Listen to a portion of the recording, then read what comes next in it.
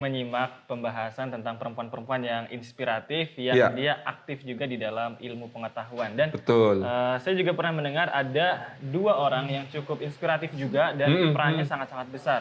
Iya, Beliau adalah Sutaita Al-Mahamali dan juga Maryam Al-Asturlabi. Katanya mereka berdua ini juga salah satu pionir-pionir ilmu pengetahuan atau sains di dalam dunia atau peradaban Islam. Mungkin betul.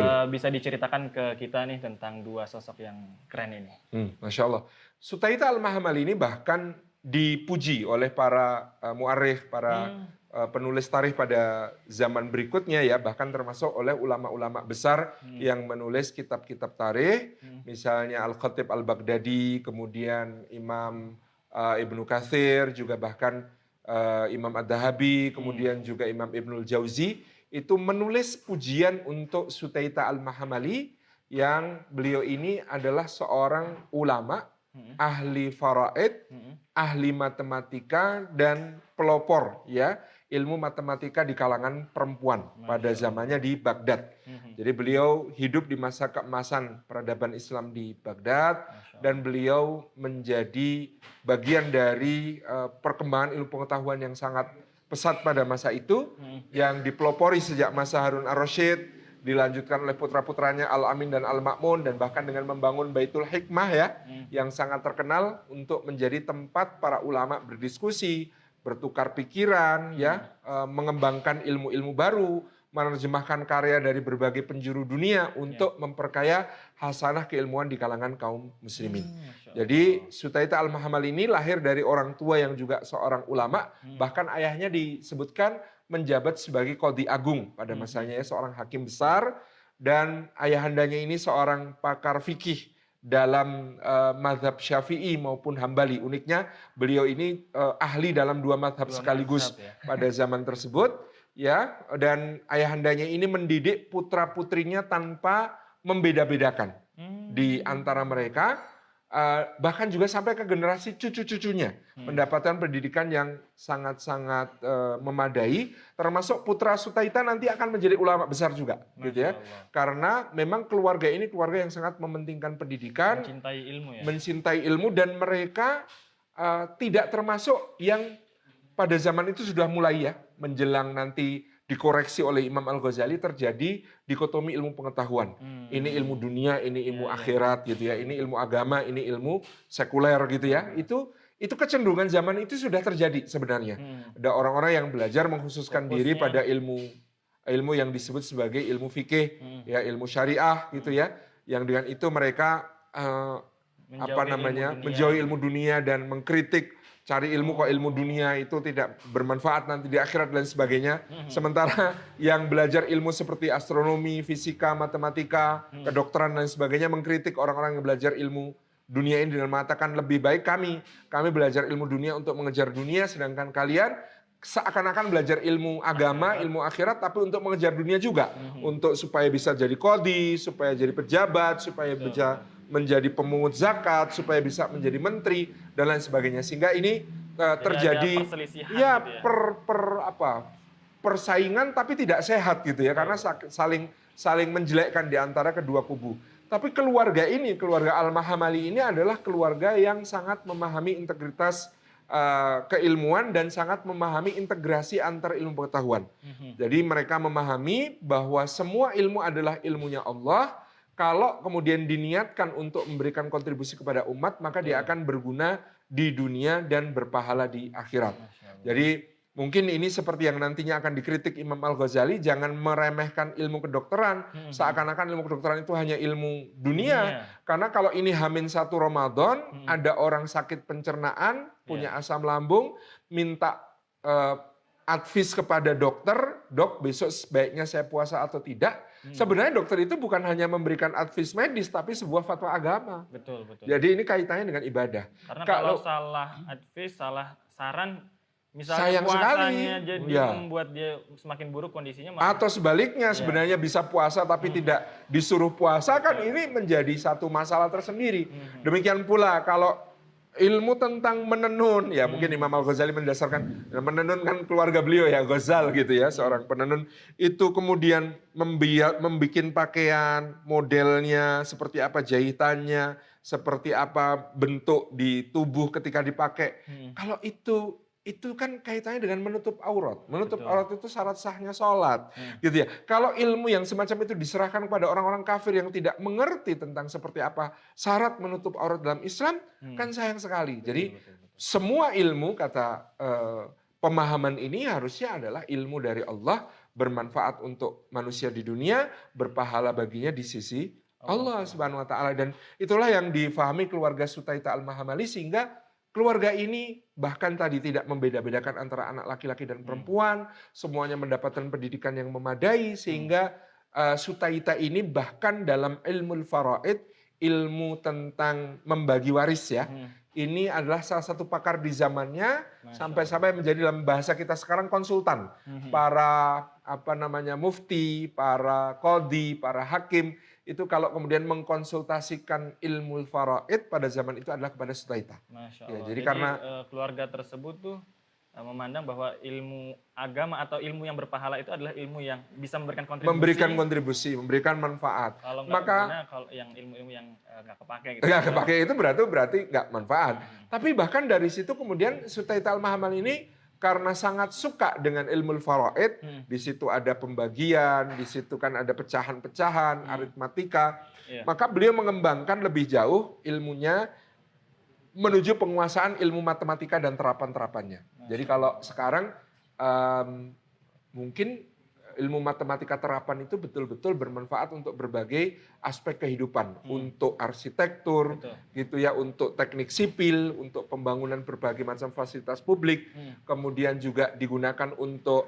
nantinya matematikanya itu ke arah astronomi, jadi untuk bisa menetapkan arah kiblat, gitu ya, untuk bisa menetapkan arah kompas, untuk bisa menetapkan berbagai perhitungan musim, pertanian, gitu ya, untuk bisa diterapkan di dalam ilmu pelayaran, ilmu navigasi, ya, ilmu menentukan arah ketika di padang pasir ataupun di lautan, dan lain sebagainya. Inilah yang kemudian menjadikan Sutaita Al-Mahamali sangat menaruh perhatian pada ilmu matematika terapan. Karena manfaatnya sangat-sangat besar sangat luas kehidupan manusia secara betul. Sehingga dari situ beliau bahkan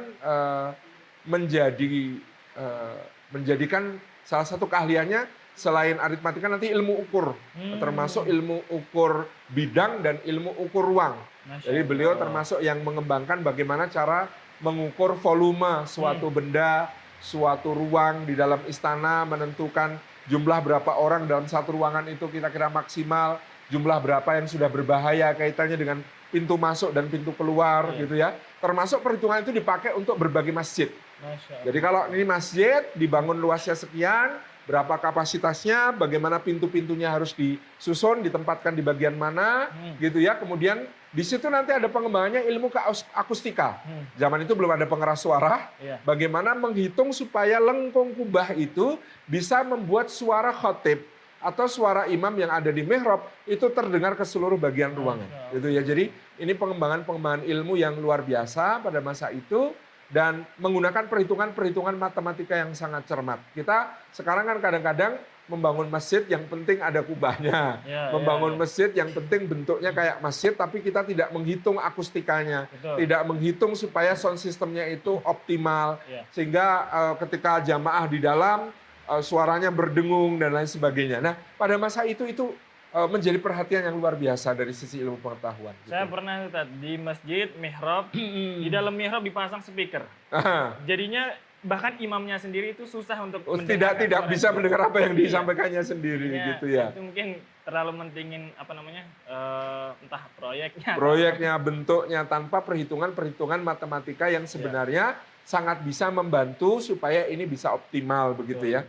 Jadi pada masa itu jadi kubah itu kan diadopsi dari peradaban Romawi sebenarnya. Jadi dulu gereja-gereja besar di Kekaisaran Romawi Timur, termasuk yang kita kenal sebagai Hagia Sophia, itu dibangun dengan kubah untuk bisa membuat akustika di dalam ruangan sehingga seluruh bagian ruangan bisa mendengar suara dari orang yang sedang berpidato atau berkhutbah.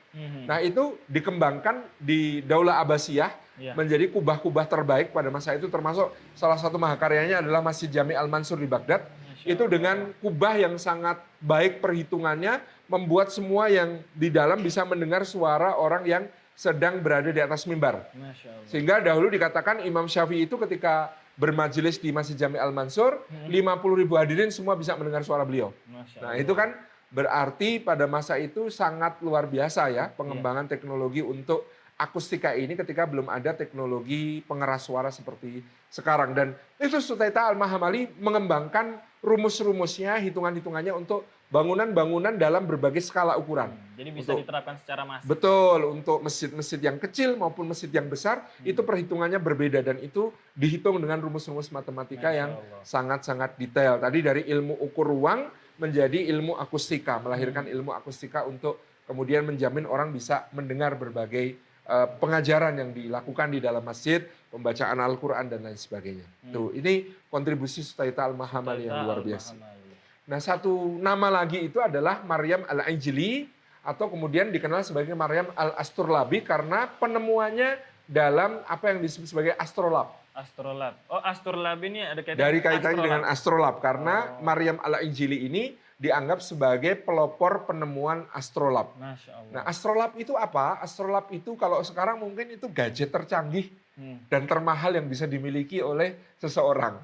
Karena gadget yang namanya astrolab ini dia dikembangkan dari sextant. Sextant itu dulu untuk mengukur bintang di langit untuk menentukan arah di bumi.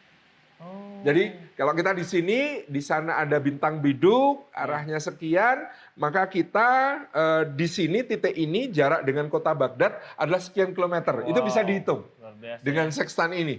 Nah, astrolab ini lebih dahsyat lagi karena dengan astrolab ini bahkan nantinya bisa dilakukan penghitungan keliling seluruh bumi. Ya. Ini tuh laboratorium atau benda? Gitu? Astrolab itu cuma ukurannya segini, Tat. Jadi kayak sebuah lingkaran yang kemudian dipasangi angka-angka dan kemudian dipasangi peta langit dan peta bumi. Jadi untuk menghitung jarak bintang, kemudian menentukan di musim seperti ini maka bintang ini letaknya di sini, maka kita di sini adalah posisi yang jarak dari kota ini adalah sekian, jarak dari kota ini sekian. Jadi GPS ya kalau sekarang pada masa itu GPS gitu ya. Kita sekarang di sini ada kayak Google Maps gitu. Betul, ini berarti kalau kita mau ke Baghdad jalannya itu ke arah sini. Jadi kalau kita mau ke Aleppo jalannya ke arah sana. Mungkin juga sekalian bisa kira-kira berapa kilometer, kira-kira perjalanannya berapa lama. Berapa hari, berapa lama, itu semuanya bisa dihitung dengan alat yang namanya astrolab. Dan astrolab ini akan menjadi alat yang sangat dibutuhkan ketika berlayar di lautan atau melewati kafilah di padang pasir. Itu karena kita kan tidak bisa bergantung pada tanda-tanda alam, kita harus berjalan kemana dan sebagainya. Karena di mana-mana sama, ini pasir semua itu, atau di mana-mana sama, ini laut semua itu.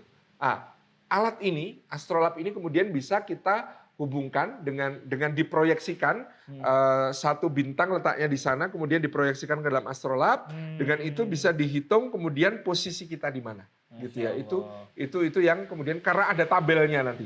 Jadi ada tabel astrolab itu kemudian menentukan kalau kamu musim ini, bulan ini, tanggal sekian sedang bintang biduk ada di sebelah sini, maka kamu sedang berada di sini, maka kamu sedang berada di sini dan sebagainya. Jadi Maryam Al-Astrolabi ini kemudian dengan penemuan yang luar biasa diundang oleh waktu itu Saifud Daulah, penguasa kota Aleppo, untuk kemudian mengajar di Aleppo. Ya. Maka penemuan astrolabnya Maryam Al-Ijli Al-Astrolabi ini kemudian memicu berbagai penemuan berikutnya termasuk observatorium. Salah satu yang kemudian terkenal pada zaman berikutnya adalah observatorium atau teropong untuk mengamati bintang-bintang di langit yang didirikan besar-besaran di Ulugh-Beg. Ulugh-Beg itu di Samarkand di Uzbekistan. Jadi Sultan Ulugh-Beg ya itu cicit atau cucu dari Timur Leng itu kemudian membangun sebuah observatorium raksasa yang di situ dia berhasil menyusun peta langit belahan utara dan selatan. Dengan peta langit inilah kemudian ditambahkan ke dalam astrolab, membuat astrolab ini semakin akurat. Semakin canggih juga semakin canggih, semakin akurat dalam menentukan letak posisi kita di bumi. Gitu. Jadi inilah penemuan luar biasa yang kemudian kita tidak terbayangkan.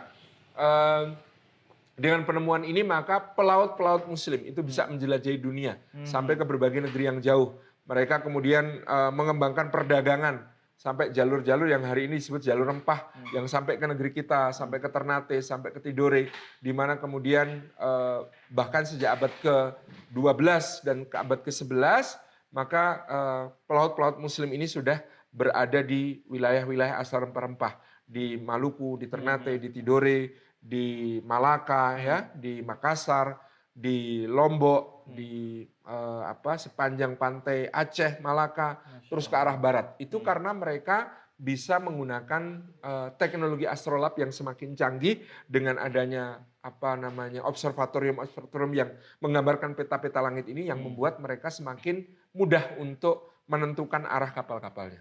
Keren. Nah, itu juga yang membuat dahulu Cornelis de Houtman, pelaut Belanda yang nanti pertama kali akan tiba di Banten, di Indonesia pada tahun 1596 itu, dia menyewa seorang navigator muslim dari Madagaskar. Dari Madagaskar. Jadi navigator muslim itu punya alat astrolab ini. Dengan astrolab inilah dia berani, karena waktu itu pelaut Belanda kalau mau berbelok ke utara melalui pantai-pantai Jazirah Arab dan India, mereka akan dihadang oleh Portugis. Jadi Portugis waktu itu sudah menguasai India, Goa, dan menguasai Malaka. Sehingga jalur ini ditutup untuk pedagang Eropa yang lain karena Portugis mau monopoli, tidak mau berbagi dengan pelaut Eropa yang lain. Sehingga karena jalur ini ditutup, mereka nggak bisa ke utara, nggak bisa menyusuri pantai supaya sampai ke Nusantara. Mereka kemudian tanya kepada navigator muslim yang ada di Madagaskar. Kami bisa dapat jalur lain nggak ke tanah asal rempah-rempah? Meskipun susah, akhirnya mereka berhasil mendapatkan navigator muslim yang bersedia dibayar untuk itu. Bayarannya sangat mahal. Dan kalau kita lihat peta, kita akan takjub. Betapa akuratnya mereka berlayar dari Madagaskar langsung kemudian lurus di Samudra Hindia sampai ke Banten. Dan itu kanan kiri nggak ada pulau, nggak ada daratan, nggak ada penanda sama sekali. Lewat samudra berarti. Lewat samudra. Dan nggak meleset. Karena astrolab. Masya Allah. Jadi ini bayangkan dari Madagaskar sampai ke Banten itu kok nggak belok-belok gitu, kok nggak nyasar gitu. Nggak nyasar gitu ya. Padahal ini bisa bablas sampai ke Australia sebenarnya, bisa bablas sampai ke Kutub Selatan.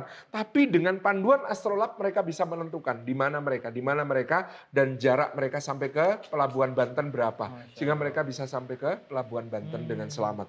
Itulah salah satu kegunaan astrolab dan sextan pada masa itu yang kemudian menjadikan penemuan Maryam al-Ijli al-Astrolabi ini sebagai bagian penting yang membentuk sejarah dunia. Karena dengan itu ya peradaban tersebarkan, barat dan timur bertemu gitu ya, meskipun ada tragedi penjajahan di dalam masa itu, tapi bagaimanapun juga ini menjadikan dunia ini menjadi terkoneksi, terhubung tanpa batas.